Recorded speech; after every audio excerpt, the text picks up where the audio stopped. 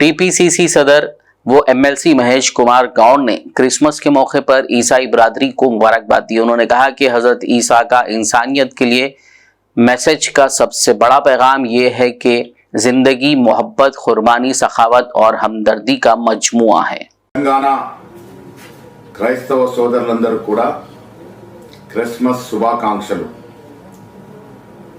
ప్రేమ, కరుణ, త్యాగము అన్ని కలయికలే జీవితమని మానవాళికి బోధించిన మహనీయుడు క్రీస్తు ప్రభు।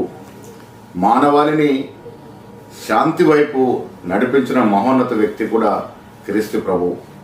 ఈనాడు సమాజంలో జరుగుతున్నటువంటి చెడునంతా విభేదించి మనమందరం కూడా శాంతి వైపు, క్రీస్తు ప్రభు చూపించిన మార్గం వైపు నడవాలని, తద్వారా ప్రపంచ శాంతిని మనం నెలకొల్పే విధంగా ప్రయత్నం చేయాలని మీ అందరికీ విన్నవిస్తూ, తెలంగాణ రాష్ట్రంలో కాంగ్రెస్ ప్రభుత్వం ఏర్పడిన తర్వాత ముఖ్యమంత్రి శ్రీ రేవంత్ రెడ్డి గారు, ఉప ముఖ్యమంత్రి బట్టి విక్రమార్క గారు, మంత్రివర్గ సభ్యులు, ఎమ్మెల్సీలు, ఎమ్మెల్యేలు, ఎంపీలు అందరూ కూడా క్రైస్తవుల యొక్క అభ్యున్నతి కోసం పాటుపడుతూ ఉన్నారు।